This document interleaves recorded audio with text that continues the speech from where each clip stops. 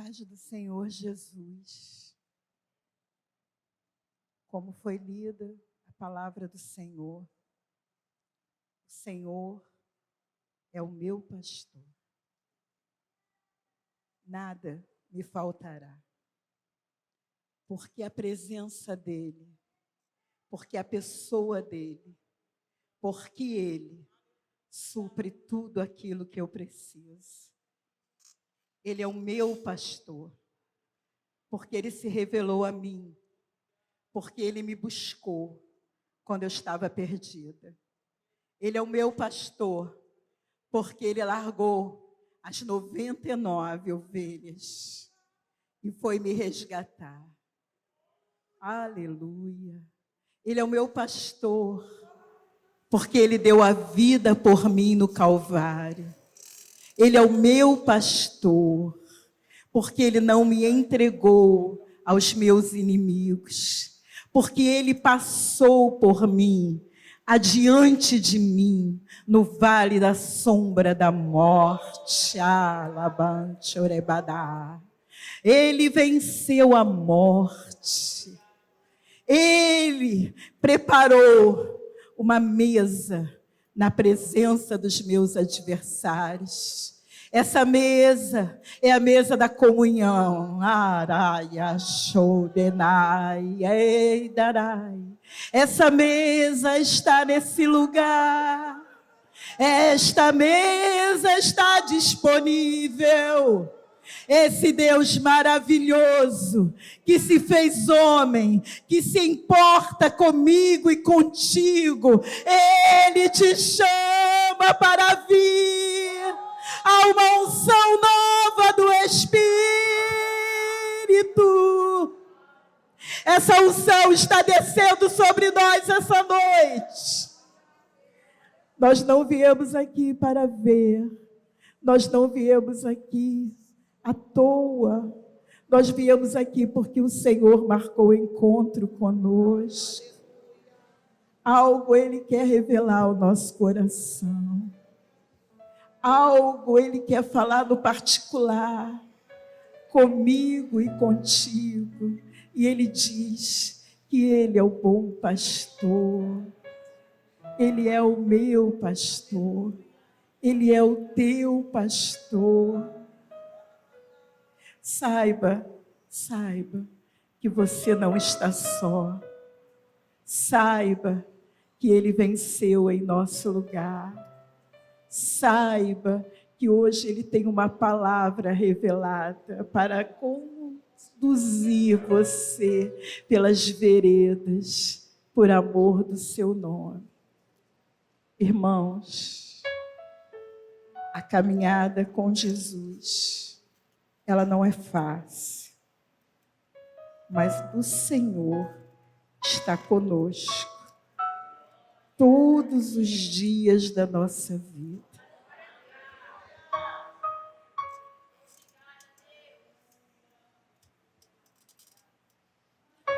A bondade,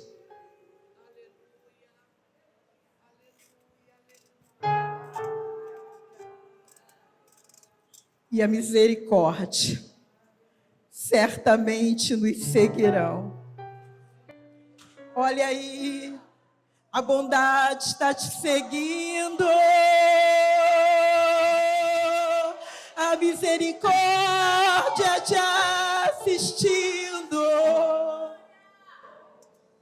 todos os dias, e habitaremos na casa do Senhor para sempre. Igreja, o Senhor nos convida a um banquete nessa noite. Um banquete não preparado por nós, pela juventude, nem preparado por essa igreja, mas com um sacrifício santo, o sacrifício perfeito, o Cordeiro que venceu na cruz e se deu por mim e por você. Nessa noite Ele te convida a se achegar a essa mesa, colocada para mim e para você, em que Ele é o anfitrião. E meu amado, minha amada, não há nada que te impeça, porque Ele coloca essa mesa na presença dos seus adversários, aqueles que te acusam, aqueles que te perseguem, não podem fazer nada contra você, porque Ele é o anfitrião dessa mesa. Mas é necessário que coloquemos a nossa confiança nele. Para essa mesa o Senhor só está chamando você, o seu coração, e nenhum outro amor além dele. O Senhor está dizendo que Ele quer o primeiro lugar na tua vida. Chegou a hora de colocarmos o Senhor no lugar que Ele é devido, no santo lugar, no primeiro lugar, a primazia da igreja. Ele é a primazia da igreja. O Senhor está se levantando do seu alto e sublime trono e está reivindicando aquilo que Ele conquistou na cruz, aquilo que é dele, a minha e a sua vida. Foi pago um alto preço. Não foi de graça, para que eu e para que você fôssemos dele. E nessa noite, meus irmãos, Ele nos convida a essa mesa onde nos assentamos com Ele, a essa mesa onde olhamos para Ele, a essa mesa que como discípulos, como filhos, como servos, dizemos: nosso coração não queima quando Ele passa, não queima quando a presença dEle se manifesta, não queima quando o olhar dEle se coloca em nós. Chegou a hora, igreja. O Senhor nos chama ao relacionamento profundo em que nós confiamos nele, porque a mim se apegou com amor. Eu livrarei na hora da adversidade, porque a mim se apegou com amor, o amor sincero, o amor justo, que os nossos olhos só tenham lugar para Ele. Que Ele seja o nosso foco, que Ele seja a nossa prioridade, a primazia, o motivo da nossa canção, o motivo de estarmos aqui. Não estamos aqui hoje para mais um evento, mas porque Ele é, e não há outro além dEle, porque Ele é desde a eternidade. Agindo Ele, quem pode impedir? Ele é o amado das nações, o desejado, o aclamado pelas nações. As nações o louvam, as nações o adoram, porque Ele é e não há outro além dele. Aleluia. Busque, pois, o Senhor em primeiro lugar, e a sua justiça, e as demais coisas vos serão acrescentadas. Coloque o Senhor no lugar dele, como João disse. Deus está buscando o lugar dele, o primeiro lugar, e as demais coisas serão acrescentadas. O Senhor é o nosso pastor e nada nos faltará. É promessa de Deus para a nossa vida. É promessa de Deus para a nossa vida. Ele é suficiente. Ele é tudo que nós podemos ter de mais maravilhoso, de mais lindo. Até porque sem Ele nós não somos nada.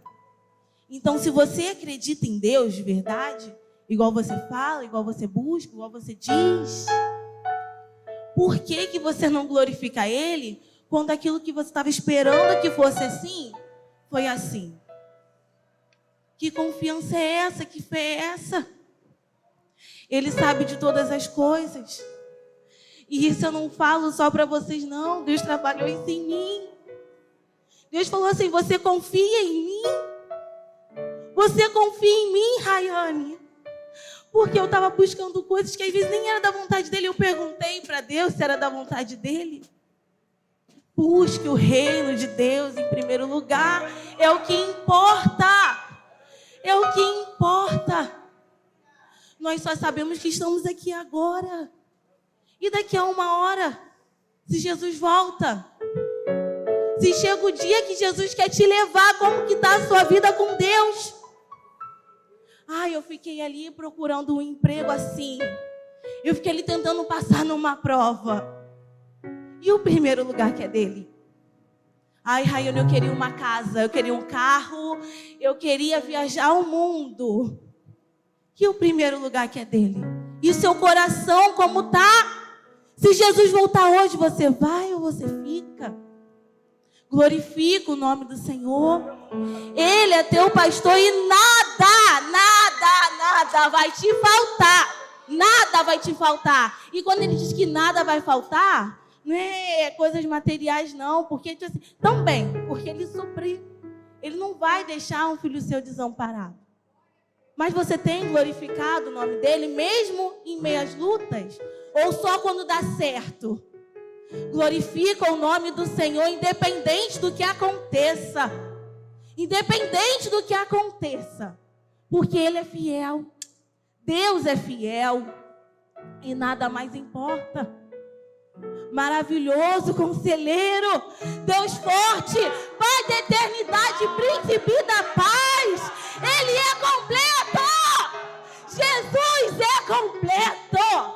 Nós não precisamos de mais nada. Entenda isso, de mais nada. Jesus é completo. Busque a Ele. Busque a Ele, glorifica o nome do Senhor. E o mais Ele fará na sua vida. E o mais Ele fará na sua vida. Senhor, glorificamos o Teu nome nesta noite. Pois só Tu és digno, Senhor, de todo louvor, de toda adoração, Senhor. Obrigada pelas Tuas misericórdias que se renovam toda manhã. Obrigada, Senhor, porque se não fosse a Tua misericórdia, nós seríamos consumidos. Obrigada, Senhor, pelaquela cruz que entregou, Senhor, o Teu Filho para morrer por nós, pecadores. Obrigada, Senhor, pelo fôlego de vida, Senhor. Glórias ao Teu nome, Senhor. Que possamos buscar a Ti, Senhor, para passar a eternidade contigo, Senhor. Gritando: Santo, Santo, Santo é o Senhor. Santo é o Cordeiro de Deus. Obrigada, Senhor, pelo Teu sangue naquela cruz. Obrigada, Senhor. Te adoramos, te exaltamos nesta noite. Meninos querem ser homens, homens querem ser reis, e reis querem ser deuses, mas só um Deus quis ser menino, só um Deus quis descer a essa terra, só um Deus que nascer na manjedoura, só um Deus disse: eu vou descer, eu vou salvar, eu vou morrer, eu vou limpar, vou trazer para perto, eu vou ministrar, eu vou salvar. A Ele seja honra, a Ele seja glória, a Ele seja o louvor, porque Ele é. As nações adorarão, joelhos se dobrarão, línguas confessarão que não há outro Senhor. Ele é digno, Ele é. Levantai as portas, igreja, abra o teu coração. Nessa noite, cante um cântico novo. A Ele que é, aquele que era, aquele que é, aquele que há de vir. Pois o seu rei vem até você, montado num jumento, filha de jumento, humilde, Salvador. Levantai, ó portas, levantai, ó portas. As nações verão, as nações temerão, as nações adorarão o Cordeiro que foi morto, aquele que é digno de abrir o livro. Ninguém foi achado. Ele é a noiva canta um cântico novo, um cântico de adoração, pois foi colocado em nossa boca. A Ele seja glória, a Ele seja glória, a Ele seja glória. Aleluia. A Ele a glória, a Ele a glória, pra sempre, amém. A Ele a glória, a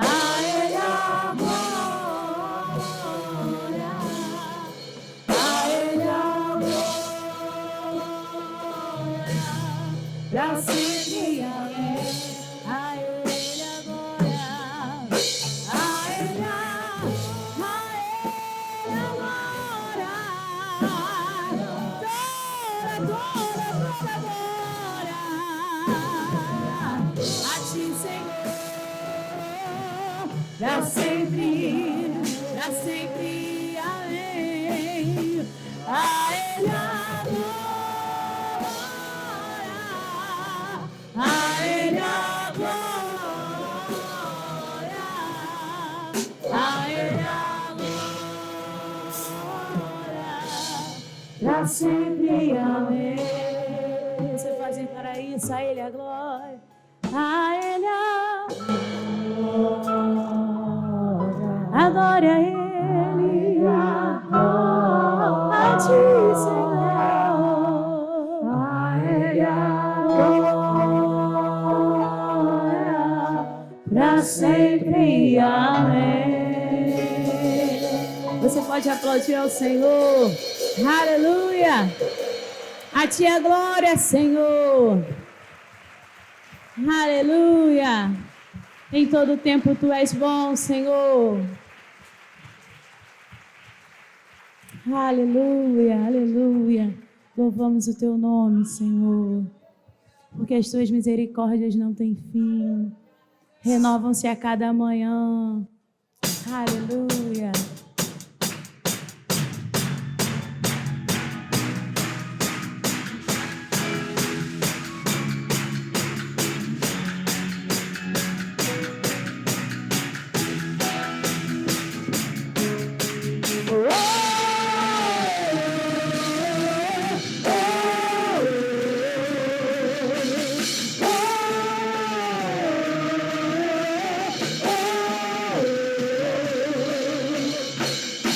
Presença, eu sou livre, meu Deus. Eu cantarei pra sempre do Teu amor, que lança fora o medo, que lança fora o medo. Em Tua presença, até tristeza, saudade, alegria.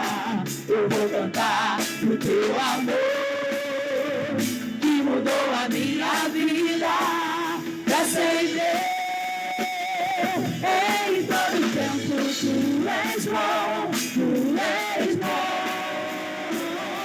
Em todo tempo Tu és bom, Tu és bom.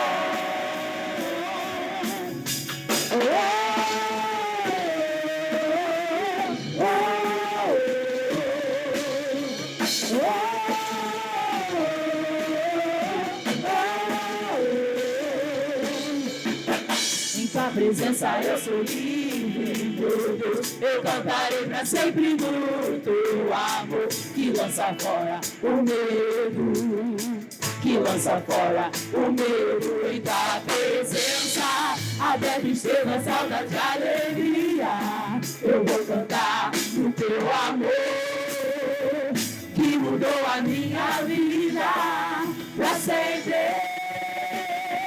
Em todo tempo Tu és bom, Tu és bom.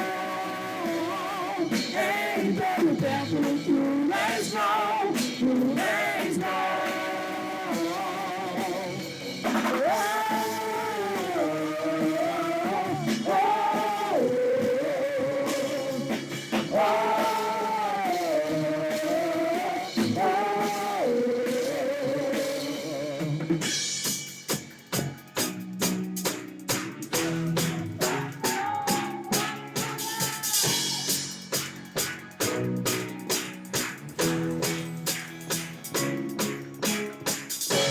Olho de alegria, ao invés de pronto, vestes de louvor, ao invés do espírito angustiado.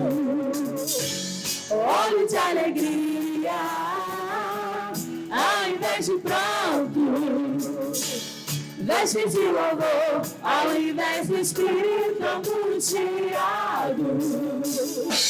Olho de alegria, ao invés de pranto, vestes de louvor, ao invés do espírito angustiado.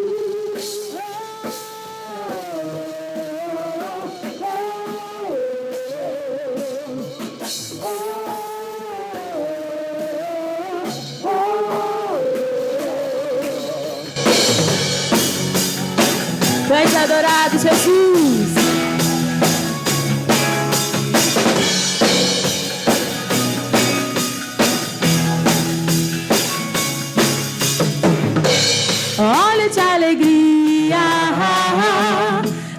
invés de pranto, vestes de louvor, ao invés de espírito angustiado, olhos de alegria, ao invés de pranto, vestes de louvor, ao invés de espírito angustiado. Você pode declarar isso, olhos de alegria, ao invés de pranto, vestes de louvor, ao invés de espírito angustiado, olhos de alegria, ao invés de pranto, vestes de louvor, ao invés de espírito angustiado.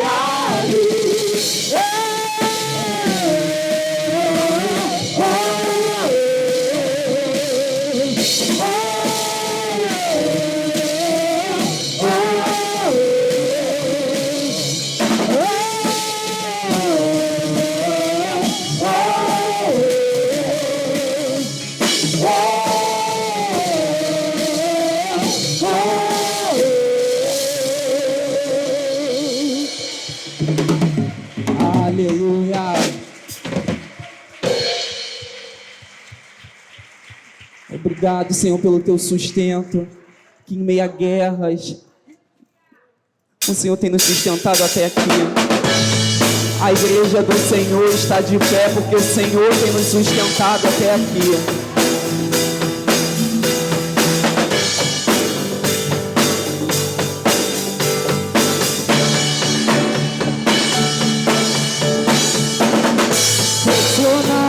Mas não desanimados, perplexos, mas não desesperados,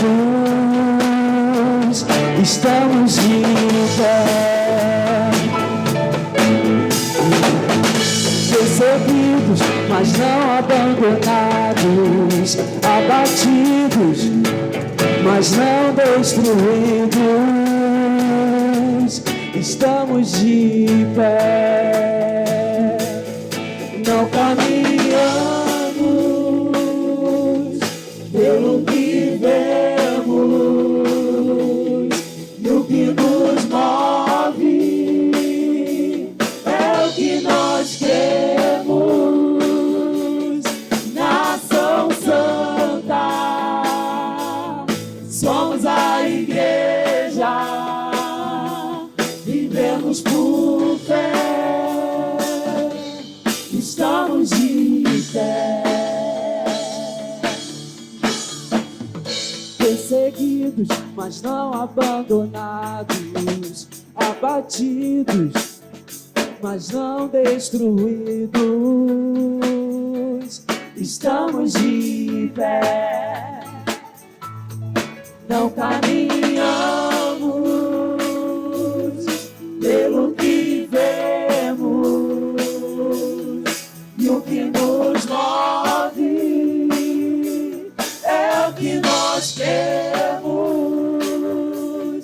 Nação Santa, somos a igreja, vivemos por fé, estamos de pé.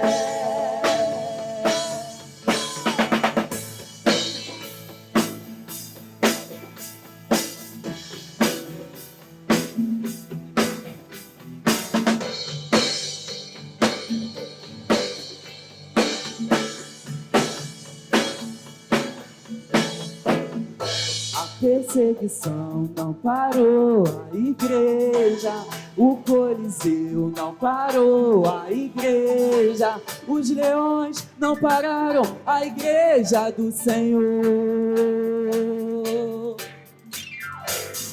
O inferno não pode prevalecer, vamos avançar, não vamos parar de crescer. Ninguém pode parar a igreja do Senhor.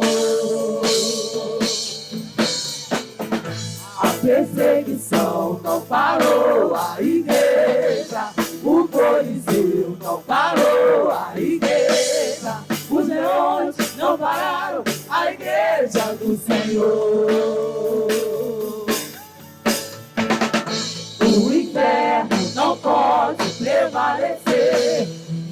Vamos avançar, não vamos parar de crescer. Ninguém pode parar a igreja do Senhor. Não caminhamos pelo que vemos, e o que nos move é o que nós cremos. Nação Santa, somos a igreja, vivemos por fé, estamos de pé. Não caminhamos pelo que vemos, e o que nos move é o que nós temos. Nação Santa, somos a igreja, vivemos por fé, estamos de pé.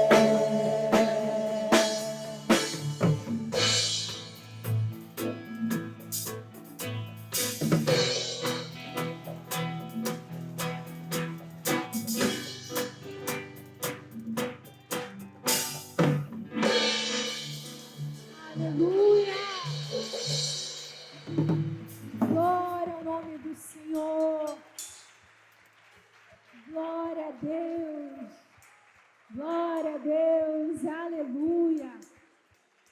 Irmãos, o louvor que nós vamos cantar juntos agora, eu queria antes contextualizar um pouquinho, só para a gente entender em que momento estava se passando.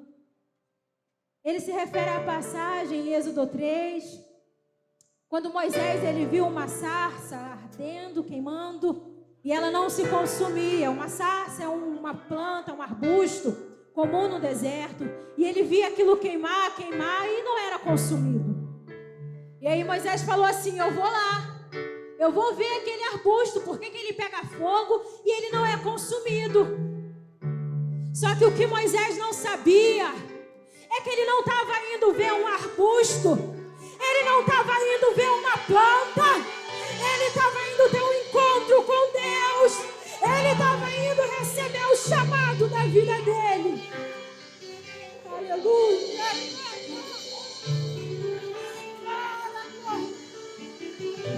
E por que eu estou te dizendo isso? Porque você pode até pensar que você veio até aqui para um congresso. Você pode até pensar que você veio até aqui porque alguém te chamou. Você pode até pensar que você veio até aqui porque você viu o trabalho lindo que a mídia, que o Ministério da Mídia da Igreja fez, te convidou incansavelmente lá no Instagram. Mas agora que você chegou mais perto, agora que você entrou aqui por essas portas, você precisa saber, você precisa ouvir que quem te trouxe até aqui foi o Senhor. Foi Deus que te trouxe até esse lugar. E Ele te chama não para 3 dias de congresso. O Senhor te chama para uma vida com Ele. O Senhor te chama todos os dias da semana. O Senhor te chama 24 horas. O Senhor te chama. Você que entra aqui todo domingo, o Senhor te chama. Você que nunca entrou, o Senhor te chama. O Senhor te chama para um encontro que vai fazer parecer que tudo que você viveu até aqui não é nada. Não é nada. Aqui e agora o Senhor te chama. Ele chama o teu nome. Ele chama o teu nome nesse momento. Você não veio a um congresso, você veio a um encontro com o Senhor, atraído pela presença de Deus. Glória ao teu nome, Senhor.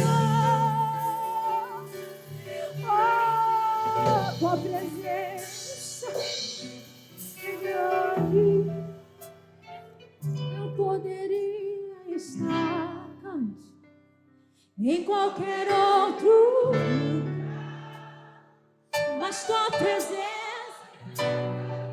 presença, o Senhor sabe, tentei me esconder, com medo de não, mas tua glória me atraiu, oh Senhor, tua presença.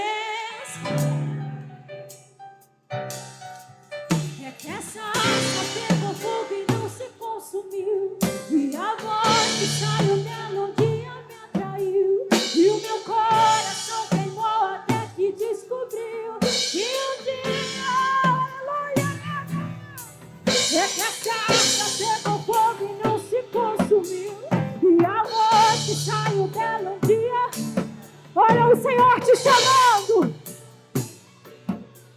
E um dia com tua glória, um dia com tua glória vale mais que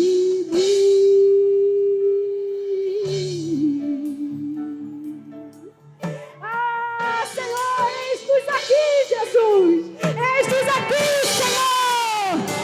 Eu poderia estar em qualquer outro lugar, mas tua glória é milagre, Senhor. Força me atraiu, tentei me esconder, com medo de não me ver, mas tua glória me atraiu, tua presença me atraiu. É que essa acha pegou fogo e não se consumiu, e a voz que saiu dela um dia me atraiu, e o meu coração queimou até que descobriu que um dia com tua glória vale mais que mil.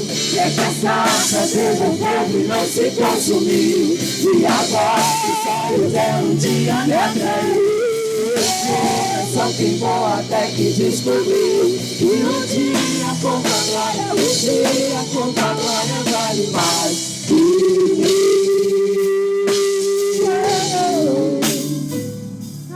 Senhor, atraídos pela tua presença.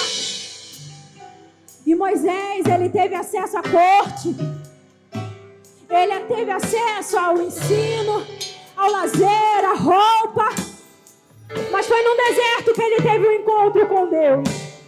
Querido, essa inquietação, essa ansiedade no teu coração, não é mais uma formação que te falta, não é a tua casa que te falta, não é esse relacionamento que você tem pedido, é um encontro com o Senhor, é a paz de Deus na tua vida, que excede todo entendimento, que te supre, que te faz satisfeito.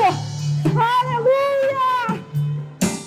Atraído pela presença de Deus. Vamos cantar. Atraído. Atraído pela tua presença. Não me vejo, Senhor. Porque quem conhece não pode viver fora. Se você não conhece, você não pode viver fora. O teu coração ele te chama, o Espírito Santo ele te chama. Da tua presença, atraído pela tua presença, não me vejo sem a tua presença, atraído pela tua presença, não me cansarei da tua graça. É que a sarça pegou fogo e não se consumiu, e a voz que saiu dela um dia me atraiu, e o meu coração queimou até que descobriu que um dia com tua glória vale mais que mil. É que a sarça pegou fogo e não se consumiu, e a voz que saiu dela um dia me atraiu, e o meu coração queimou até que descobriu que um dia com tua glória, um dia com tua glória vale mais que mil.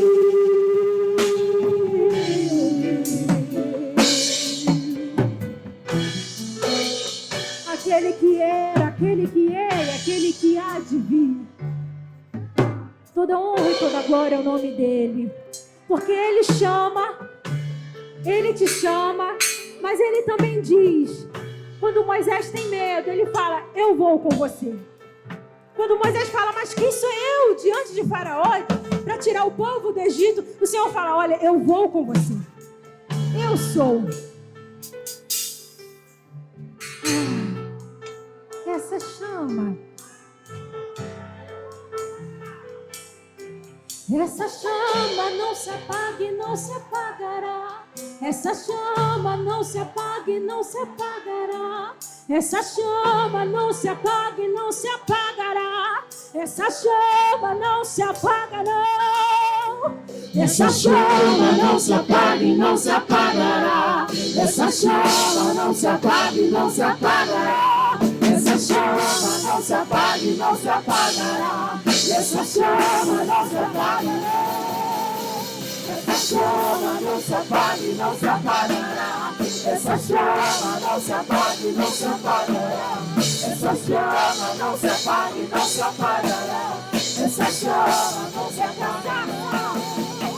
É que a sarça pegou fogo e não se consumiu. E a voz que saiu dela um dia me atraiu. E o meu coração queimou até que descobriu que um dia a volta glória vai me seguir. É que a sarça pegou fogo e não se consumiu. E a voz que saiu dela um dia me atraiu. E o meu coração queimou até que descobriu que um dia a volta glória, um dia a volta glória vai me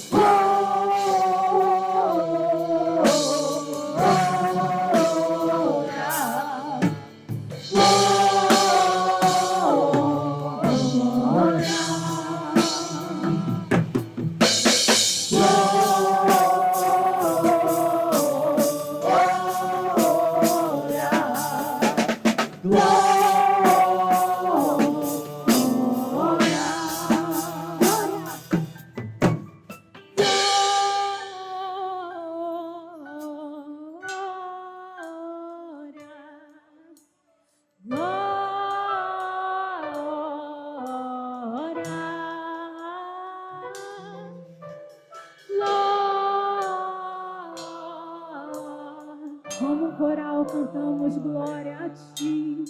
Glória,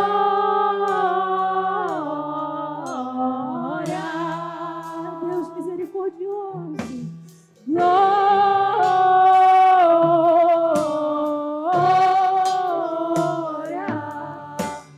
glória. Para terminar,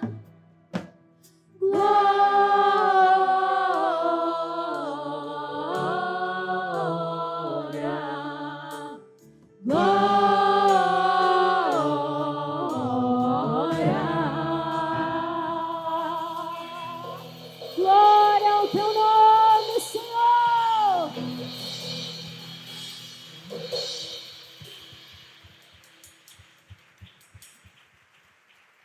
Amém, irmãos? Você pode se sentar.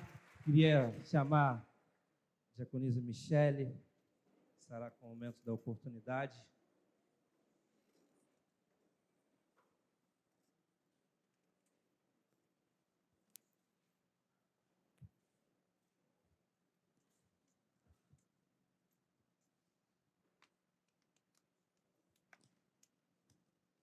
Amém. Glória a Deus. Louvado seja o nome do Senhor. Que bom que você está aqui. Hoje, como foi profetizado aqui nesse louvor, nós fomos atraídos pela glória de Deus. Estamos aqui nesse terceiro dia de congresso. E o Senhor, Ele tem muito mais para te dar. Quem quer receber aquilo que o Senhor veio para nos entregar? Então levanta a sua mão e começa a glorificar o nome do Senhor. Começa a agradecer, aleluia. Louvado seja o nome do Senhor. Vamos abrir a palavra lá no Salmo 23. Salmo 23. Nós vamos ler verso 1 e 2. E diz assim a palavra do Senhor. O Senhor é o meu pastor, e nada me faltará. Ele me faz repousar em pastos verdejantes. Leva-me para junto das águas de descanso. Até aqui. E nessa noite, queridos, queridas, príncipes e princesas do Senhor, o Senhor Ele ministrou no nosso coração que nessa noite Ele quer nos levar a águas de descanso. Aleluia! Essas águas de descanso que o Senhor quer nos levar é a água que vai trazer alívio, descanso para a nossa alma. É um descanso que é independente do que eu e você está passando. É um descanso que cura, é um descanso que liberta, é um descanso que salva. Sabe por quê? Porque Ele é o meu pastor, Ele é o teu pastor e nada nos faltará. Oh, aleluia! E nessa semana eu estava falando com o Senhor. O Senhor falou comigo sobre o descanso em Deus. E eu falei, Senhor, são tantas guerras, são tantas lutas.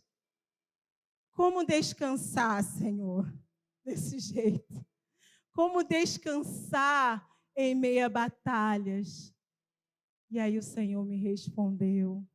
E eu queria que você abrisse, que nós vamos ler juntos lá em Jeremias. Porque o Senhor hoje, Ele quer nos levar a esse lugar de descanso, querido. Ah, querida, amada igreja do Senhor. E Ele quer nos ensinar a chegar nesse lugar. Foi uma semana de batalha, foi uma semana de guerra, mas o Senhor me ensinou a chegar nesse lugar de descanso. E eu quero compartilhar com você Jeremias 33. Aleluia. Louvado seja o nome do Senhor. Diz assim o verso 2. Assim diz o Senhor, que faz estas coisas. O Senhor que as forma para as estabelecer. Senhor é o seu nome, aleluia. Olha o que Ele fala para mim e para você. Clame a mim, chame por mim. E eu responderei e lhes anunciarei coisas grandes e ocultas que você não sabe. O Senhor hoje nos chama para esse lugar. E esse lugar de descanso, querida igreja, é chamada oração. Oh, o Senhor nos chama para esse lugar de oração, porque a oração, ela sempre vai nos levar para as águas de descanso. Porque o Senhor, Ele é o meu pastor. Ele é o teu pastor também. Porque Ele é pastor pessoal. E Ele, quando Ele fala para chamar, é para mim e para você. Chame por Ele. Vá para essas águas de descanso. Ei, independente da circunstância, você está batido. Vá para as águas de descanso. Você está aflito. Vá para as águas de descanso. O Senhor te chama porque Ele quer te anunciar. Ele quer te responder coisas grandes e ocultas. Querida igreja, esse lugar de descanso, a cura para a nossa alma. Nesse lugar de descanso, a resposta. Nesse lugar de descanso, a salvação. Nesse lugar de descanso, a libertação, a consolo, a refrigério. E Ele quer nos conduzir. Jeremias, quando ele teve essa revelação, no verso 1, diz que ele estava encarcerado. Ele estava em circunstância diversa. Oh, aleluia! Mas ele foi para o descanso do Senhor. Ele foi clamar. E hoje o Senhor Jesus, Ele me convida e Ele te convida. Venha venha para essa água de descanso. E eu queria que você lesse comigo o verso 11, a parte B. Nós vamos declarar e nós vamos já começar a dar graças ao Senhor, porque Ele é bom. A bondade e a misericórdia do Senhor nos seguirão. Só hoje? Só ontem? Só amanhã? Não, igreja, todos os dias da nossa vida. Então nós vamos declarar o que diz aqui. Deem graças ao Senhor dos exércitos, porque Ele é bom. Porque a sua misericórdia dura para sempre. Você pode repetir comigo? Vamos ler junto, igreja? Declare isso para a sua vida. Declare isso para a sua casa. E vamos declarar. 1, 2, 3. Deem graças ao Senhor dos exércitos, porque Ele é bom, porque a sua misericórdia dura para sempre. Levanta a sua mão e começa a render graças. Começa a render graça, porque a misericórdia do Senhor dura para sempre. Oh, Senhor, nesta noite, nesse terceiro dia de congresso, nós queremos te render graças, Senhor, porque o Senhor é bom, as suas misericórdias duram para sempre. Senhor, nesta noite, Senhor, oh, Senhor, nós queremos ser guiados para estas águas de descanso. Ah, Senhor, para a Tua presença que nos completa, a Tua presença que nos consola, a Tua presença que nos cura. Oh, Senhor, a Tua presença que traz alívio para a nossa alma, Senhor. Seja adorado nesta noite, Senhor. Oh, Senhor, nós te adoramos, porque certamente, aleluia, você pode glorificar o Senhor, igreja. Certamente a bondade e a misericórdia do Senhor nos seguirão todos os dias da minha vida e habitarei na casa do Senhor. E você que crê, se você que crê nessa afirmação das Escrituras, aplauda ao Senhor e agradece ao Senhor. Aleluia!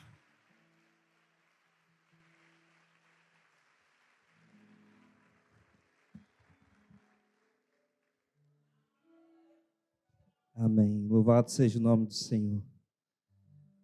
Irmãos, queria convidar o João, que estará ministrando o louvor junto conosco. Ele também é daqui de perto, Rabi. Ali do lado, de Xerém. Vieram lá de Xerém. O baterista já é conhecido, já esteve aqui sexta-feira. Está acompanhado também. Você vai estar me cantando ou só ele que vai cantar? Só ele. Amém. Pedi que você se coloque de pé nesse momento para adorar, exaltar o nome do Senhor.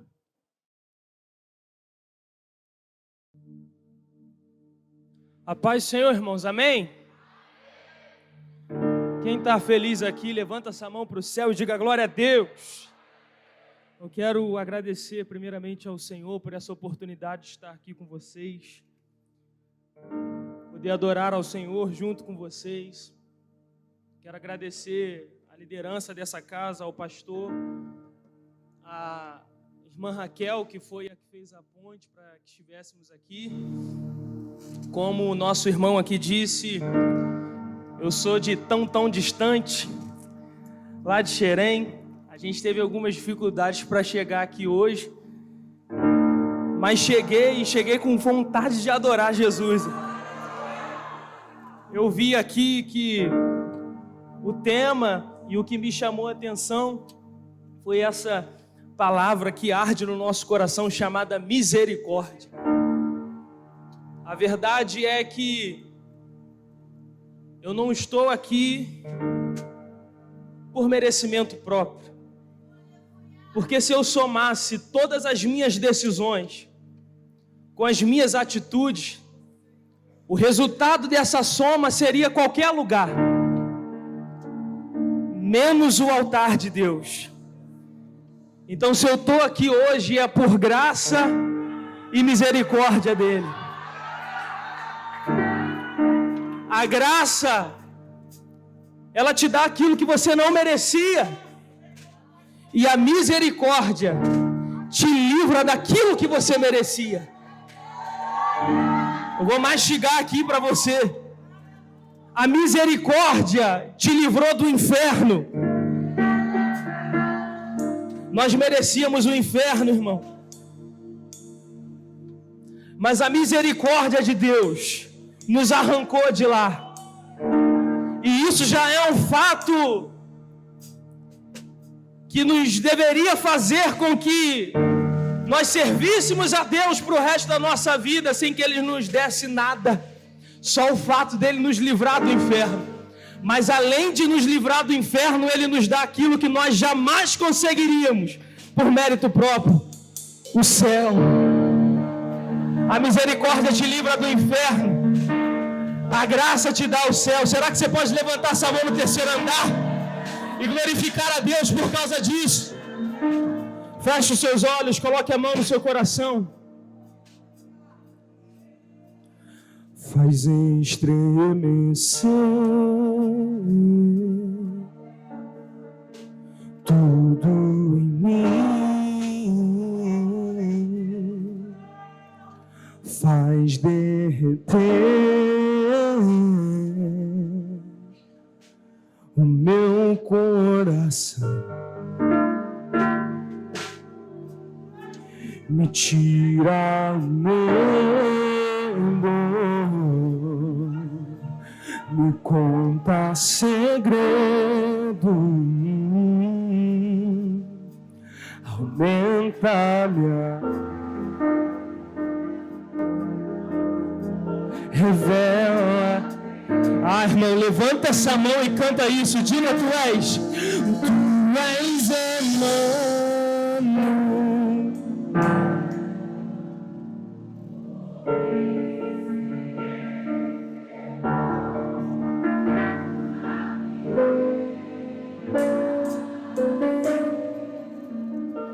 Meu amor, levanta a sua mão e canta. A tua glória faz com que eu voe e mais me leva bem junto a ti, me faz flutuar ao som da sua voz, pulsa o meu coração com derramar de amor, me faz dançar. Tu és Emmanuel,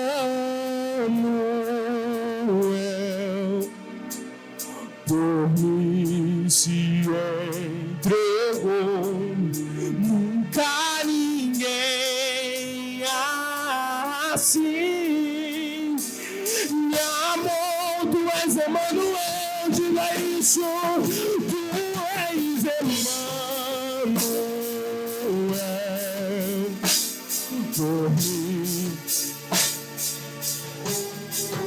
nunca ninguém assim. Meu amor, canta a tua glória, faz com que eu voe e mais me leva bem junto a ti, me faz flutuar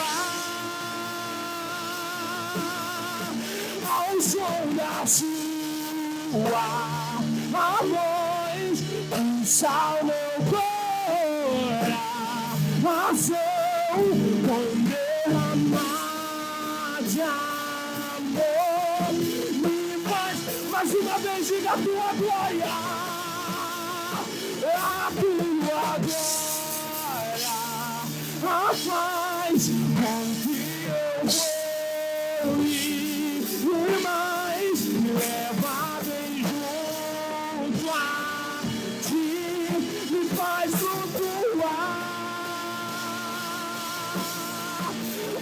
sou da sua.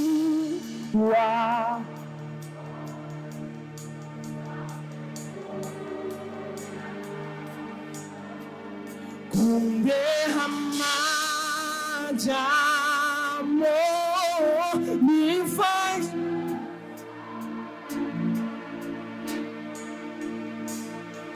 só parece que é o fim e vai morrer, e o desespero toma conta do seu coração. Mas eu não perdi, não. Mas eu não perdi, não. O controle, não. Não perdi o controle, não, não. Não perdi o controle, não.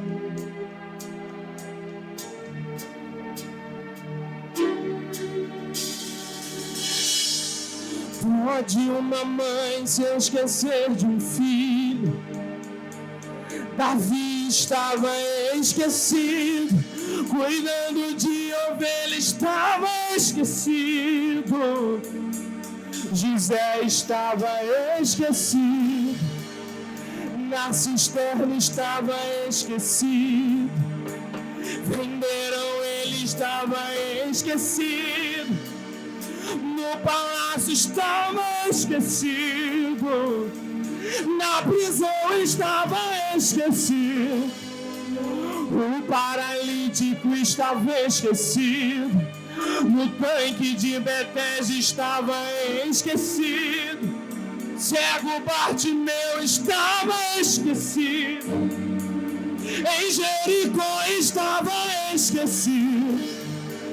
O carpinteiro estava esquecido, venderam, ele estava esquecido. Venderam, ele estava esquecido. Deram uma cruz pra ele, estava esquecido. Na via dolorosa estava esquecido. Crucificaram, ele estava esquecido. No primeiro dia estava esquecido. No segundo dia estava esquecido. Mas no terceiro dia ele ressuscitou. No terceiro dia ele se levantou e mandou eu vir aqui só para te dizer: não perdi o controle, não. Não perdi o controle. Não perdi o controle, não. Não perdi o controle. A sua história já estava escrita e eu não perdi.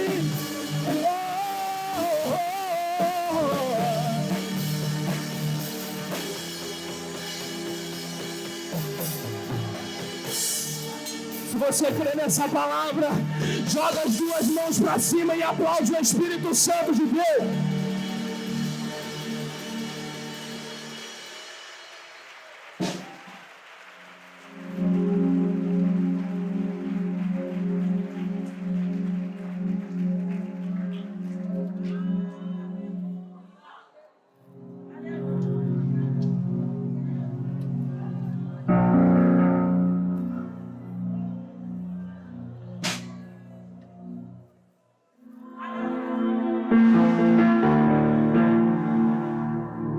Coloque a mão no seu coração mais uma vez, querido.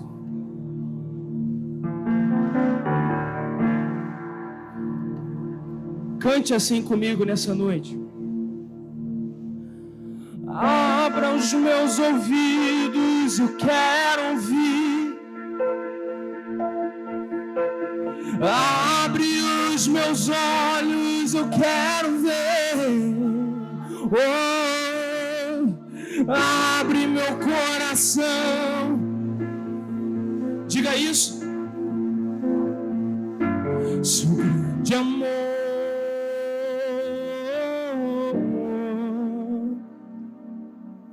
seu grande amor.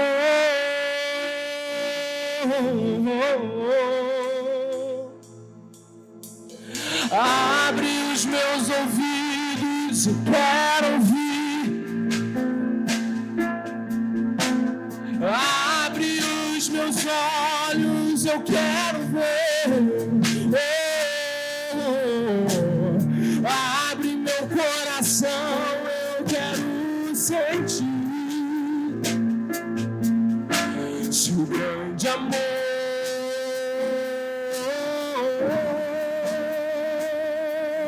Seu grande amor.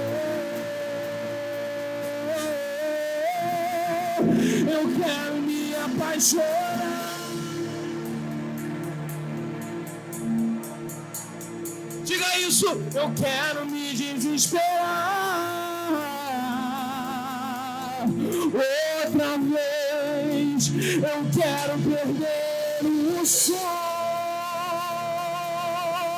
Outra vez queimando de amor por ti.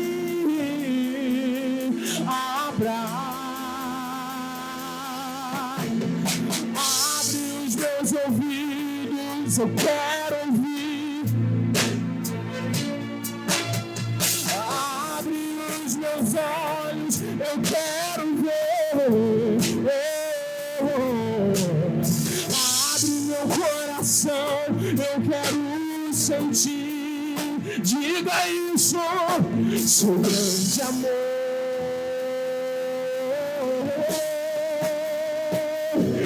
Seu grande amor. Eu quero me apaixonar. Outra vez eu quero me desesperar. Outra vez eu quero perder o sono. Outra vez queimando de amor. Levanta sua mão e mais uma vez diga isso. Eu quero me apaixonar. Outra vez eu quero me desesperar.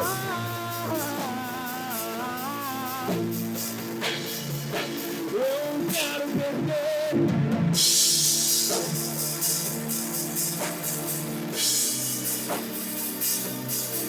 amor por ti. E se eu passar pelo vale, acharei conforto em teu amor, pois eu sei que és aquele que me guarda.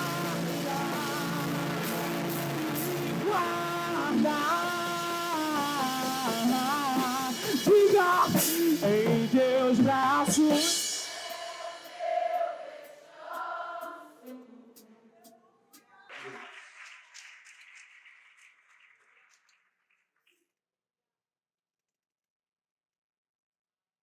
Quero, nesse momento,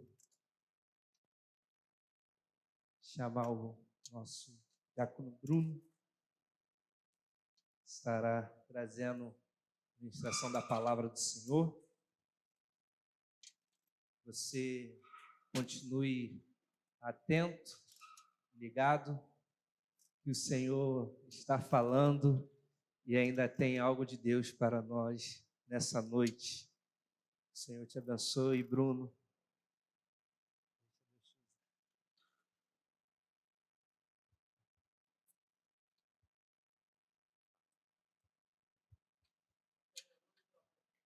A jornada hoje foi sobre Eutico, né? Me inspirei. Paulo foi até meia-noite. Depois ressuscitou Eutico e foi até parou a madrugada. Boa noite, irmãos. A paz do Senhor Jesus. Amém?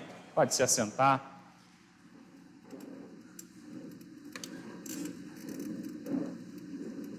Abra sua Bíblia no Salmo 23.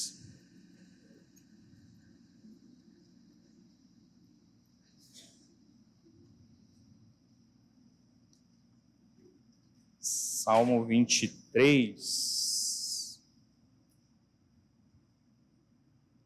Deus, o nosso pastor.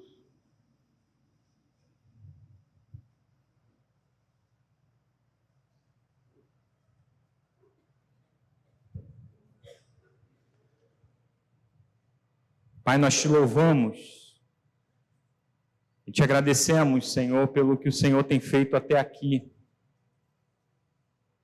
Pedimos que o Senhor continue falando com a igreja. Que o Senhor possa me revestir nessa noite de toda a armadura de Deus. Que o Senhor venha cingir-me com a verdade. Colocar, Senhor, em mim a couraça da justiça de Cristo. Colocar em minha cabeça o capacete da salvação, Senhor. Guarda minha mente nesta hora. Coloque em meus braços o escudo da fé e em minhas mãos a espada do Espírito. E calça os meus pés nesta hora, Senhor, com as sandálias da pregação do Evangelho da Paz. E que ao final deste congresso, somente a Escritura, somente Cristo, somente a graça, somente a fé e somente a Deus seja dada a glória. Que o teu povo possa sair daqui alimentado. Que aqueles que não te conhecem possam sair daqui restaurados. E que em tudo o teu nome seja glorificado. É o que te pedimos em nome de Jesus. Amém?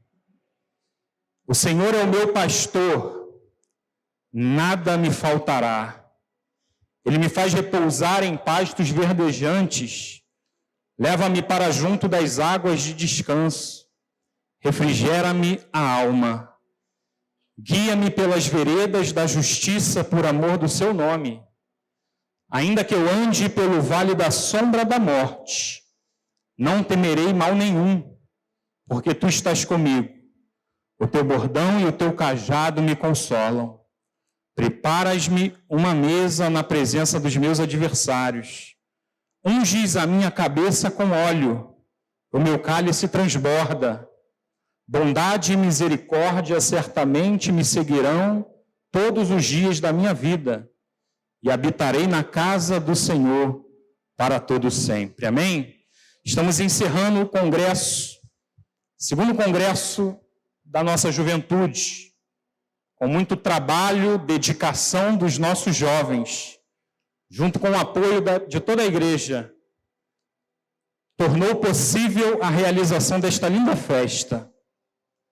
Muita expectativa e muita oração para que Deus se manifestasse de forma poderosa. E cremos que Deus fez maravilhas nesses 3 dias, sempre com o objetivo de glorificar a Deus e o seu Filho Jesus Cristo, a pregação do Evangelho de Cristo, para a salvação e edificação da igreja. Parabéns, juventude da ICNV Rocha Miranda, pelo lindo trabalho. Parabéns, Jonathan e Amanda, e a todos que colocaram a mão na obra para tornar possível esse congresso. Que Deus recompense a todos. E que você que chegou aqui, se prepare, porque Deus ainda vai falar com você. Estamos no 3º dia e Deus não vai despedir você de mãos vazias. Amém? Nosso tema é bondade e misericórdia. O Salmo 23 é certamente, amados, o texto mais conhecido do mundo. Talvez um dos mais pregados. Não somente no contexto da igreja ou do judaísmo, mas até mesmo em diversas culturas e em meio a pessoas totalmente ímpias, esse texto é conhecido. Algumas pessoas têm o costume de recitar o Salmo 23 7 vezes, porque acreditam que ao recitar 7 vezes vão receber prosperidade. Alguns citam o Salmo 91 diante de uma situação de perigo, achando que vão receber livramento. Mas nós não cremos Que a palavra de Deus sirva como um amuleto para você recitar de vez em quando, para você recitar quando a coisa apertar, para você repetir diversas vezes, a fim de que Deus venha como um gênio da lâmpada resolver o teu problema. Nós cremos que a palavra de Deus é para ser vivida. A palavra de Deus é para ser desfrutada. Não é para repetir palavras vazias, é para entender o que ela significa e viver na profundidade aquilo que Deus tem para mim e para a sua vida. Não é para repetir como um amuleto. Existe um descanso, amados. Existe uma paz. Existe uma provisão, uma proteção. Existe um deleite, uma dádiva em Deus, que só aqueles que vivem as Escrituras podem desfrutar. É isso que Deus tem para a sua vida. Não é recitar o Salmo 23, é entender o que ele significa e viver o pastorado de Cristo na minha e na sua vida.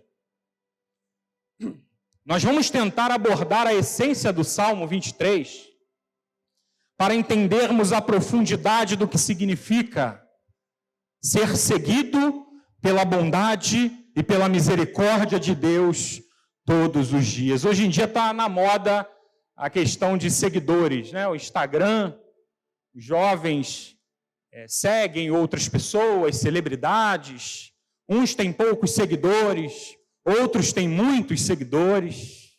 Eu não sei quantos seguidores você tem no Instagram, mas eu sei que existem 2 seguidoras na sua vida, que te seguem todos os dias, desde o amanhecer até você se deitar. 2 seguidoras que te seguem enquanto você dorme. Elas se chamam bondade e misericórdia. Talvez você não tenha 1 milhão de seguidores, mas você tem 2 seguidoras, bondade e misericórdia. Se essas 2 te seguem, você não precisa de mais seguidor nenhum. Amém? Atribui-se a Davi a autoria do Salmo. Davi foi o 2º rei de Israel. O 2º rei que reinou 40 anos sobre Israel. Davi, durante 7 anos, reinou sobre Judá, na cidade de Hebrom. E por 33 anos reinou sobre todo Israel em Jerusalém. Davi, o autor do Salmo, é conhecido como homem segundo o coração de Deus, conforme o testemunho do próprio Deus. Foi Deus que falou isso acerca de Davi. Quando Deus rejeita Saul, quando Saul desobedece a Deus, cedendo à pressão do povo, desobedecendo a ordem de Samuel, Saul me espera 7 dias, que eu virei para sacrificar para que você possa enfrentar a guerra. Samuel demorou. Saul, então, pressionado pelo povo, peca. E Deus rejeita Saul. Quando Samuel chega, Saul justifica. Ele diz: Samuel, fui forçado pelas circunstâncias. Você demorou. Deus então rejeita Saul.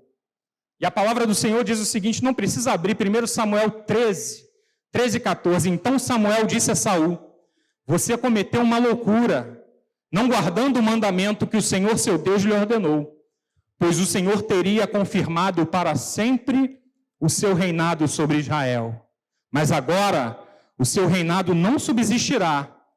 O Senhor buscou para si um homem, segundo o seu coração, e já lhe ordenou que seja príncipe sobre o seu povo, porque você não guardou o que o Senhor lhe ordenou. A primeira coisa que aprendemos nessa noite é que o Salmo 23 foi escrito por um autor, conhecido como um homem segundo o coração de Deus. E não, ele não era perfeito. Ele cometia pecados. Ele era muito falho. E alguns dos pecados que Davi cometeu, nós diríamos que foram piores do que o de Saul. Só que a palavra de Deus diz que Deus conhece o coração. E Davi tinha um coração contrito e quebrantado, enquanto Saul tinha um coração arrogante e soberbo. E Deus, a palavra do Senhor diz que Deus dá graça aos humildes e abate os soberbos.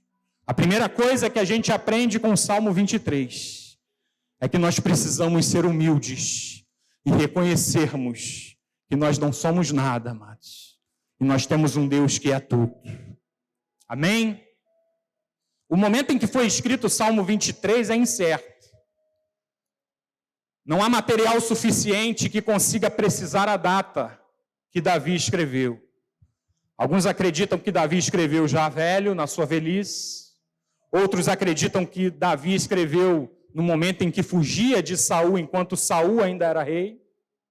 Outros acreditam que Davi escreveu jovem, quando cuidava das ovelhas do seu pai, antes de subir ao trono.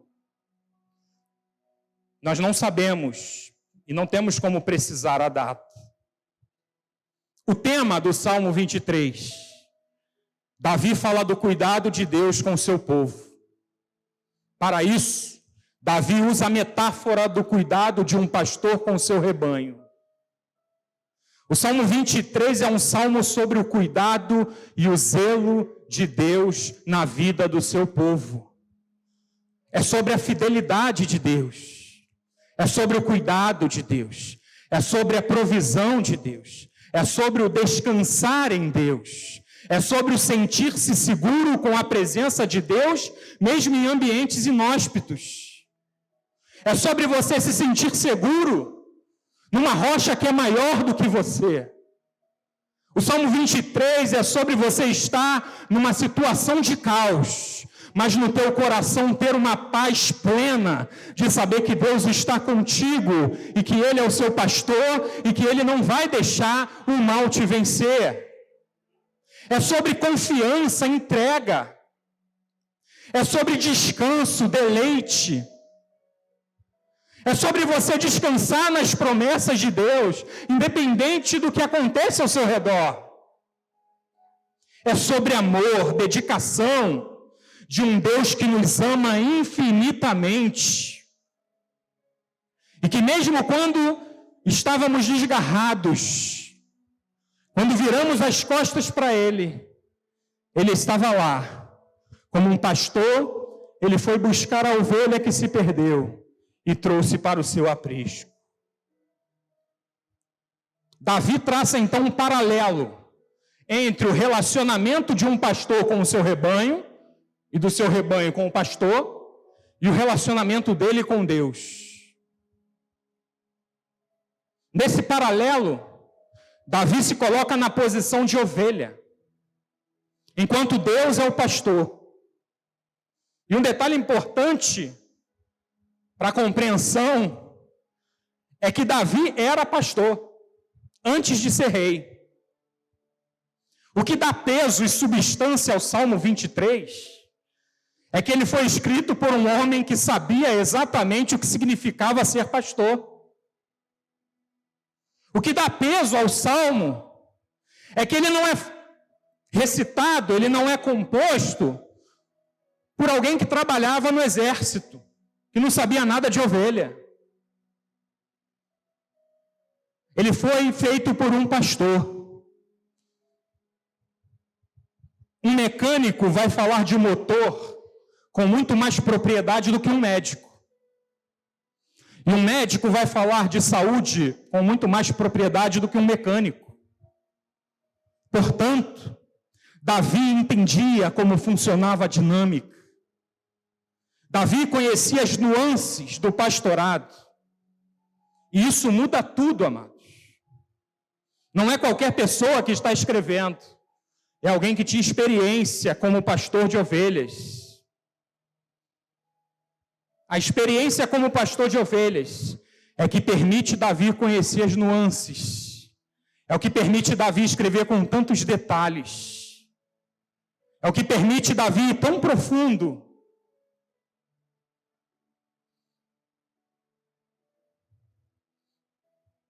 Ele conhecia as características da ovelha. Davi conhecia as necessidades da ovelha. Ele conhecia os perigos que assolavam as ovelhas. Ele sabia exatamente o que o pastor tinha que fazer na primeira hora do dia, na segunda, na terceira. Ele sabia que precisava levar para a pastagem para se alimentar. Ele sabia que tinha que levar aos ribeiros para beber água. Ele sabia que não poderiam ser águas agitadas porque as ovelhas são medrosas. E ele sabia que no final do dia, ele tinha que voltar com as ovelhas do seu pai para o aprisco, colocá-las em segurança para dentro, contar uma por uma, para saber se alguma delas tinha se perdido. Então Davi vai, com tanta propriedade, diz: o Senhor é o meu pastor. Ele sabia exatamente o que ele estava falando, amados. E ele fala isso com a maior profundidade que a gente pode imaginar. Salmos 95, 7, não precisa abrir, diz: Ele é o nosso Deus. Nós somos povo do seu pasto e ovelhas da sua mão. Você que está aqui nessa noite, você é uma ovelha e você tem dono, e o seu dono se chama Jesus Cristo, o pastor dos pastores, o sumo pastor e sacerdote da nossa alma. E por que essa metáfora funciona tanto? O que a torna tão poderosa? O que faz ela ser tão precisa? Basicamente, as características e necessidades da ovelha. Acompanhe comigo as necessidades e características da ovelha e vê se você não se encaixa perfeitamente nelas. O primeiro, a ovelha é um animal dócil, manso. Basicamente, isso significa que a ovelha é mansa por natureza e entende que precisa seguir o pastor. Caso contrário, estará perdida em todos os sentidos. Quando reconhecemos o pastorado de Cristo, precisamos com mansidão nos submeter ao seu comando, entendendo que agora não vivo eu, mas Cristo vive em mim. A ovelha precisa ser apacentada, a ovelha precisa ser guiada, a ovelha precisa ser dirigida. Tenta fazer isso com leões. Tenta apacentar leopardos. Tenta apacentar hienas. Você vai ter problema. Pega um cajado, coloca a roupa de pastor, junta lá os leões, explica que você quer o bem deles e vê se eles vão obedecer você, vê se dá certo. Ovelha não.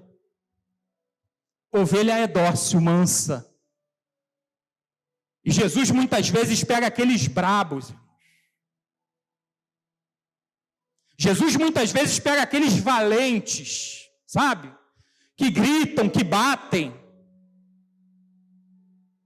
E Jesus transforma e eles ficam mansos.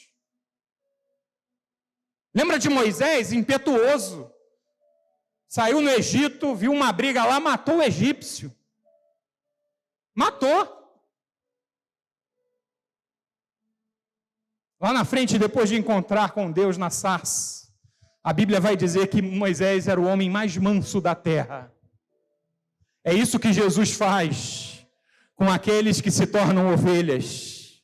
Lembra de Pedro, impetuoso? Impetuoso. Pegou a espada, arrancou a orelha do servo do sumo sacerdote. Cheio de si, autoconfiante, diz a Jesus: nunca te trairei. Jesus diz: Pedro, antes que o galo cante, tu me negarás 3 vezes. Jesus certa vez diz a Pedro: Pedro, Simão, quando te converteres, fortalece os teus irmãos. Pedro andou 3 anos e meio com Jesus, mas ainda não era convertido. E certa vez Jesus diz para ele: Simão, quando tu era jovem, tu te cingias a ti mesmo, ia para onde você queria, fazia o que queria. Quando, porém, fores velho, outro te cingirá e te levará por onde não queres. As ovelhas de Jesus são assim. Antes você vivia do jeito que você queria. Ia para a direita ou para a esquerda, conforme os desígnios do seu coração. Quando você se torna ovelha de Cristo, agora você não vai mais para onde você quer. Agora você não tem mais o controle da sua vida. Agora é Ele que te guia, é Ele que te leva, é Ele que diz se é para a direita ou para a esquerda.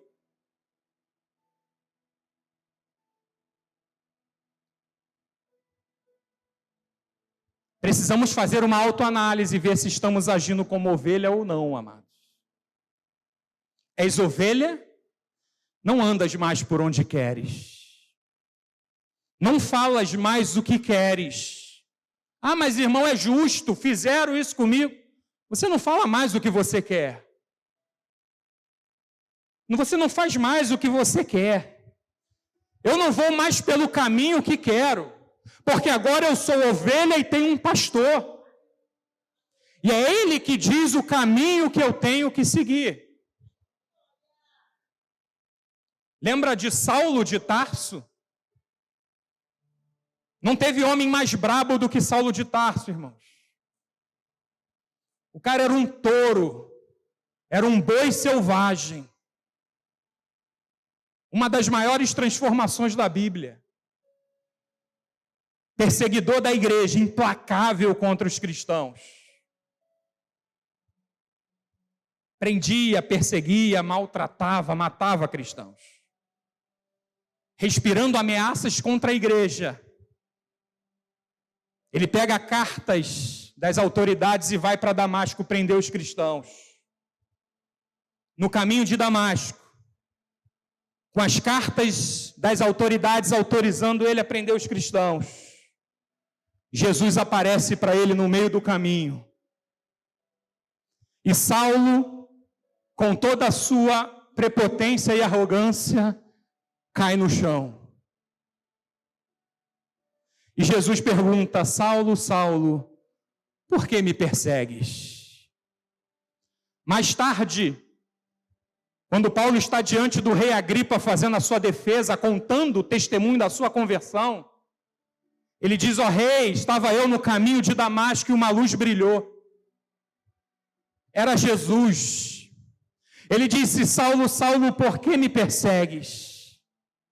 Dura coisa é recalcitrares contra os aguilhões. Jesus disse para Saulo. Isso significa, dura coisa é dar coices contra os aguilhões. O aguilhão era uma ferramenta pontuda que se usava para amansar os gados. E o adestrador ia dando agulhadas para amansar o animal e adestrá-lo. Jesus disse para Saulo: você está recalcitrando, você está dando coices. Isso significa que Jesus estava trabalhando na consciência de Saulo e ele estava resistindo ao chamado. Jesus estava falando, Jesus estava mostrando e ele estava resistindo. Até que Jesus vem e ele cai.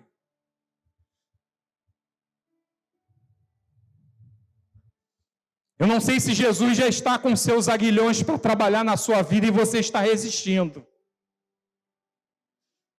Talvez Deus já esteja te chamando há um bom tempo e você está fingindo que não é com você. Ei, é com você mesmo, ovelha. Não resista. Não resista, se entregue.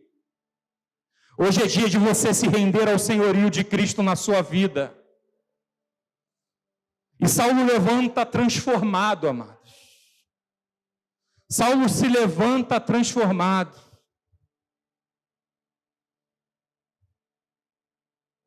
Hoje é dia de você se render a Cristo e perguntar: quem és tu, Senhor? E Ele vai dizer para você: eu sou Jesus, que amansou Saulo e vai amansar a tua vida. Eu sou Jesus que transformou um homem violento num grande apóstolo e pregador do Evangelho. É isso que Deus vai fazer na sua vida. É isso que Ele vai fazer. Se Ele fez em Saulo, irmão, não há mais ninguém que Ele não possa fazer. Às vezes você olha para o seu filho e diz, meu Deus, não tem mais jeito. Tem. Se Jesus fez com Saulo de Tarso e transformou em Paulo, pregador, tem gente que se gaba e diz, eu sou crente, mas não sou otário. Você pode até ser crente, porque a Bíblia diz que crente até o diabo é. Mas se você passar a ser ovelha, você não vai pensar mais dessa forma. Você vai entregar os cuidados da sua vida nas mãos de Cristo. E dizer, Senhor, eu fui injustiçado. Amém. E seja feita a tua vontade. Segunda característica da ovelha é que ela não enxerga direito. A ovelha é um animal que tem a visão extremamente limitada. Extremamente limitada. A ovelha, ela tem a visão periférica, que é a visão dos lados, melhor e mais aguçada do que a visão frontal. A ovelha sofre de um mal que é uma espécie de miopia, ela não enxerga de longe. Ela só enxerga poucos metros à sua frente. Isso limita a ovelha e expõe a ovelha a perigos terríveis. Sua visão periférica facilita a visão dos lados e até de trás, mas na frente ela enxerga poucos metros. Como ovelhas, também somos míopes espiritualmente. A verdade é que eu e você enxergamos pouca coisa à nossa frente. Se você ficar olhando para frente, tentando entender ou enxergar alguma coisa, você vai se frustrar. Não conseguimos ter clareza do que está adiante. Facilmente nos enganamos sobre o caminho que devemos seguir. Somos enganados facilmente pelo que está diante dos nossos olhos. Isso nos limita, nos expõe a perigos, a tropeços. Só enxergamos o que está diante dos olhos, perto. Isso torna a ovelha extremamente dependente do pastor. A miopia, ao mesmo tempo que é uma desgraça, é uma dádiva. Ao mesmo tempo que é ruim, é bom. É ruim para aqueles que não têm pastor, para aqueles que estão nesta vida sem esperança. É ruim para aqueles que têm pastor, mas não confiam nele. Mas para aqueles que têm Jesus como pastor, eu posso não estar enxergando nada à minha frente, mas eu confio naquele que está dirigindo a minha vida. Senhor, eu não estou vendo nada.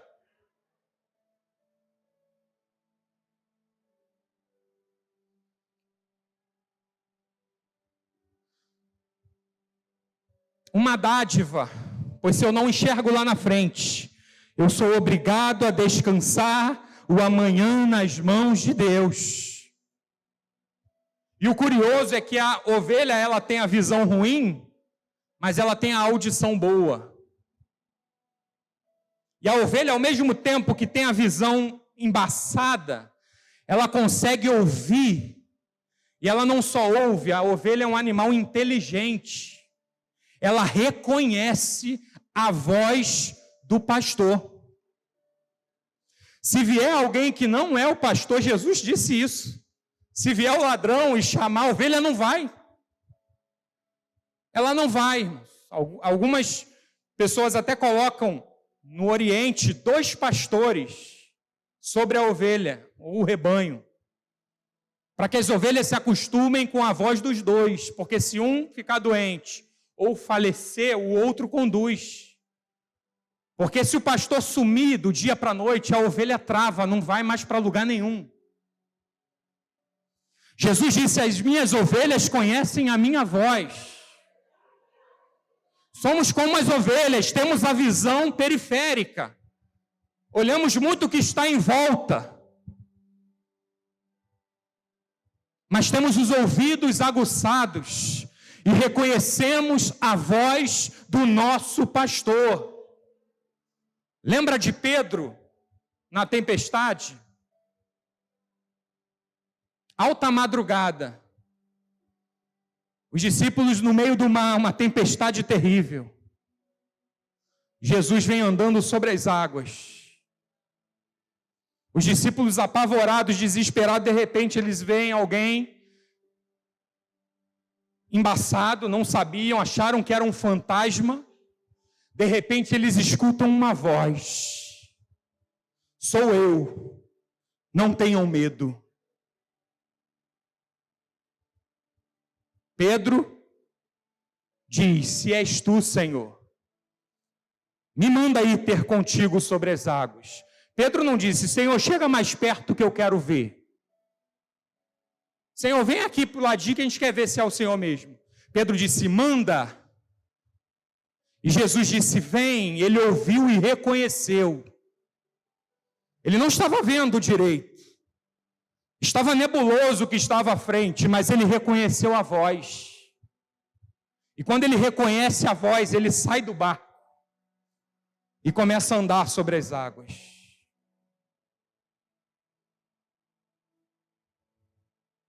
E o que acontece depois? Pedro começa a afundar. E por que Pedro começou a afundar? Porque a ovelha Pedro tem a visão frontal ruim e a periférica boa. O que Pedro fez? Começou a olhar para a força das ondas e do vento e esqueceu de olhar para Jesus. Pedro começou a olhar para o lado, igual uma ovelha, igual eu e você. E ele se esqueceu daquele que tinha dado autoridade para ele passar por cima daquela tempestade. A ovelha Pedro perdeu o foco e a visão, igual a gente perde. Ele começou a olhar o que estava ao redor. E reparando na força das ondas e do vento, teve medo e afundou. E a misericórdia de Deus, Jesus foi lá e resgatou Pedro.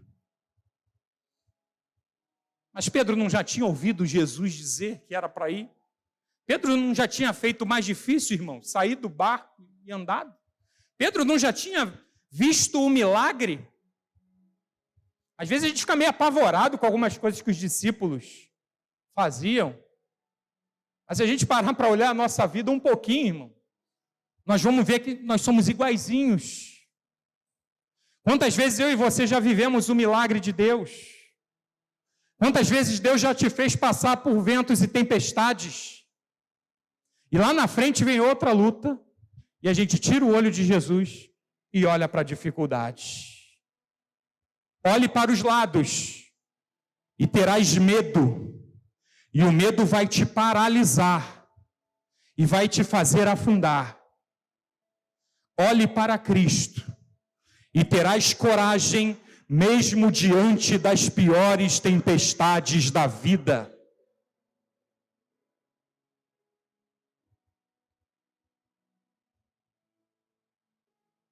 Olhe para Jesus. Mas, irmão Bruno, às vezes não dá para enxergar Jesus na luta. Às vezes a coisa está tão nebulosa que você olha para frente e não enxerga Jesus. Quando chegar esse dia, feche os olhos e ouça a voz do pastor da sua vida, te dando escape e direção. Você pode não estar vendo, mas Ele está aí. Ele está lá. Ele está na tua vida.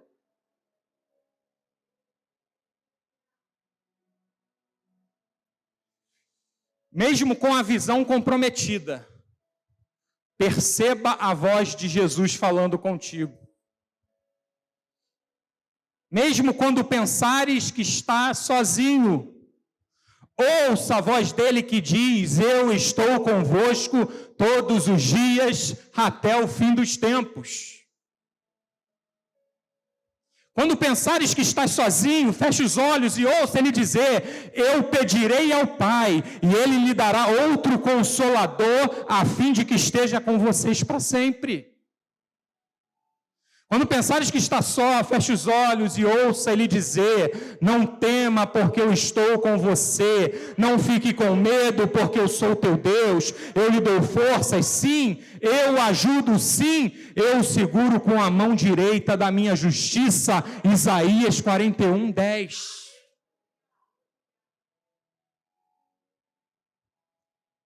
Terceira característica da ovelha: não possui mecanismo de defesa, o que deixa a ovelha completamente vulnerável aos ataques de predadores, ao mesmo tempo que totalmente dependente da figura do pastor. A ovelha é o único animal do mundo que não possui nenhum mecanismo de defesa, irmão, nenhum. Você larga uma ovelha na selva, ela vai ser trucidada pelos predadores. Ela não tem garras, ela não tem presas, ela não tem veneno, ela não tem força, ela não tem mecanismo de defesa algum. Praticamente todos os animais possuem pelo menos um mecanismo de defesa. Alguns têm a força, né? A gente tem peixes que dão choque. Tem o peixe-espada também. O gambá e o percevejo. Vai perturbar um gambá para você ver. O mecanismo de defesa, ele solta uma toxina que você não aguenta ficar perto.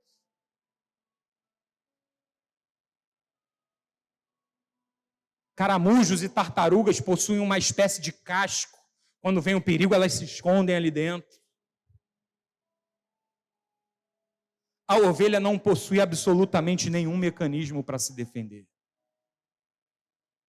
O pastor é a única defesa da ovelha.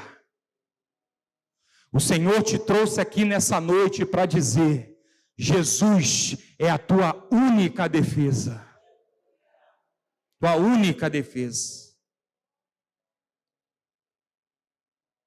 A verdade é que muitas vezes nos achamos mais do que somos. A realidade é que se Deus tirar a mão e os olhos de nós, 1 milésimo de segundo que seja, não vai sobrar nem a sombra para contar a história. A verdade é essa. Seremos eliminados pelos demônios, pelas doenças, pelos acidentes. A quantidade de livramentos que recebemos de Deus somente hoje é algo que você não consegue imaginar. A quantidade de bactérias soltas no ar que tem o potencial para acabar com a nossa vida em horas é enorme.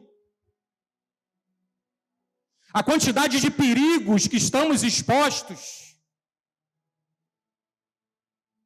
Mas como não temos defesa própria, temos Jesus, e Ele nos guarda, Ele é a nossa defesa, Ele é o nosso escudo, Ele é o nosso castelo forte.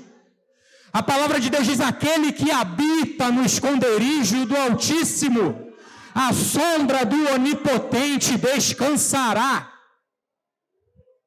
O Salmo 121 diz: Ele é a tua sombra à tua direita. É Ele que nos guarda, o guarda de Israel não dorme. De dia não te molestará o sol, nem de noite a lua. O Senhor nos guarda de todo mal. Ele guarda a nossa entrada e a nossa saída. É Deus que te defende, meu irmão.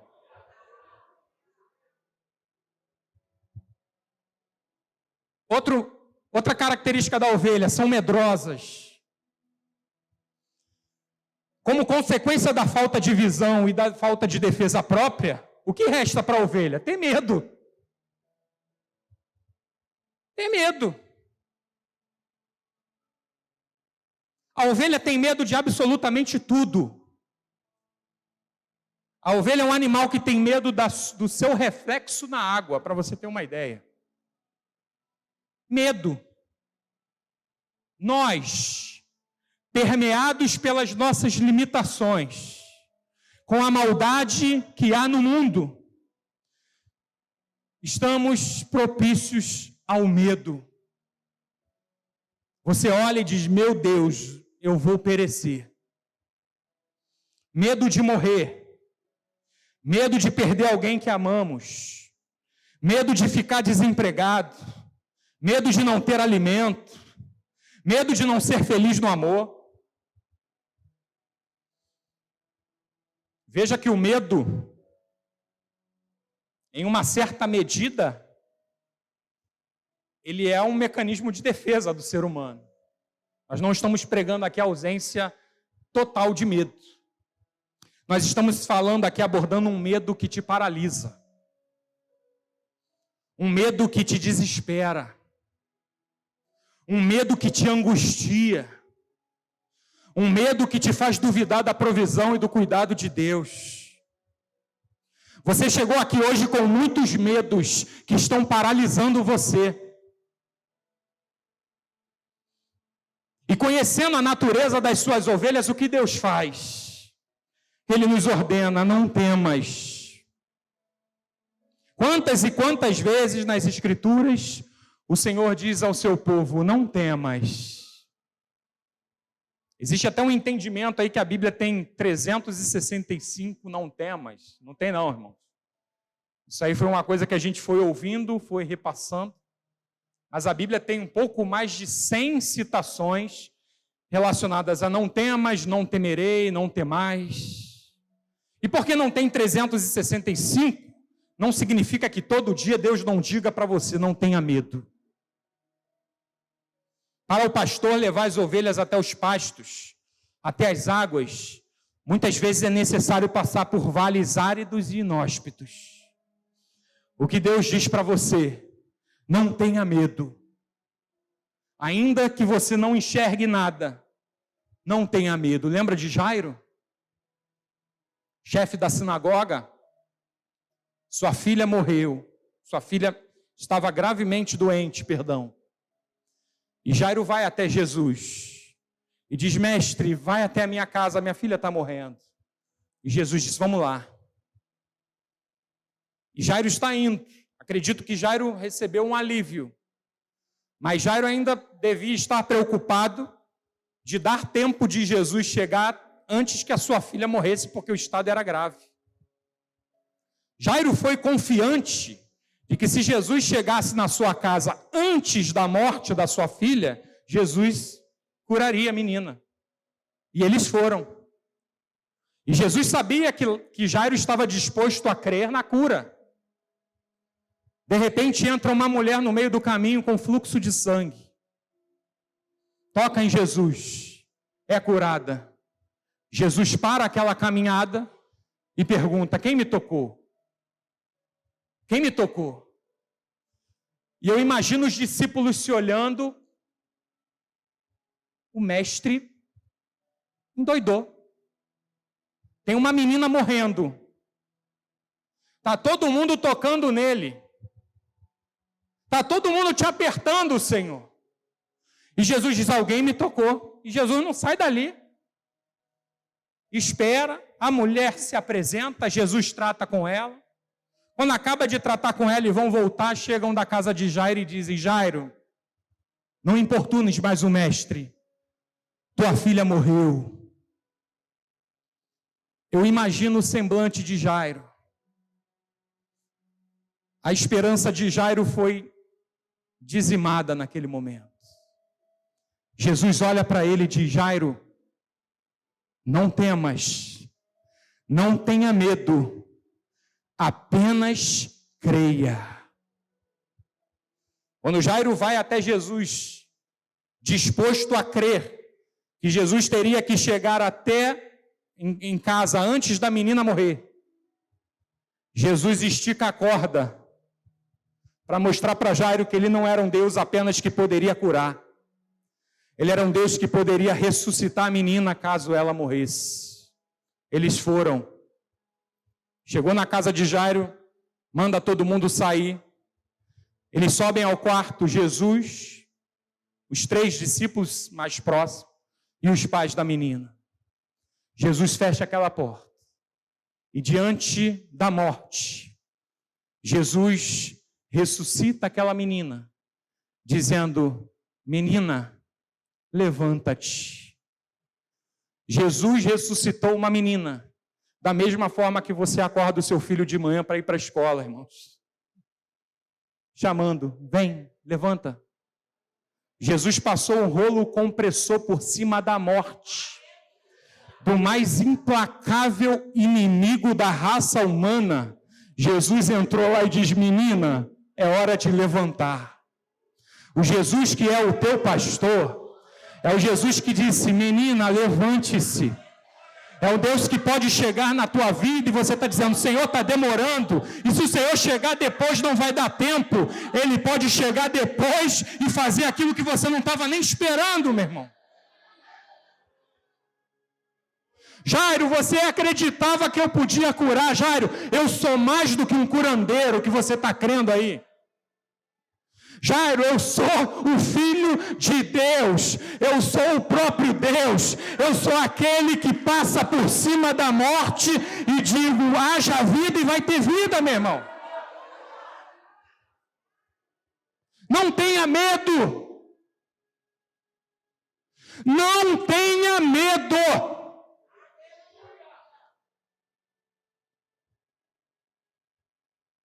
Estamos vivendo uma epidemia de ansiedade gerada pelo medo. O medo e a ansiedade, irmão, são 2 faces da mesma moeda. E ela se chama incredulidade. Tratamos a ansiedade de várias maneiras e o medo de várias maneiras. E esquecemos de tratá-los como pecado. Que isso, irmão? Ansiedade é pecado, é pecado. Sabe por quê? Porque Deus falou: não tenha medo. Então Ele está te dando uma ordem, é imperativo: não tenha medo. E Ele disse para você: não andeis ansiosos, é imperativo, é uma ordem. Quando não fazemos, estamos desobedecendo. É desobediência. Jesus não disse: não andeis doentes ou gripados, porque não depende de você. Mas Ele disse: não andeis ansiosos por coisa alguma, quanto ao que haver de comer, ou quanto ao que haver de vestir, ou quanto ao que haver de beber. E Jesus disse: não é a sua vida mais importante do que o alimento?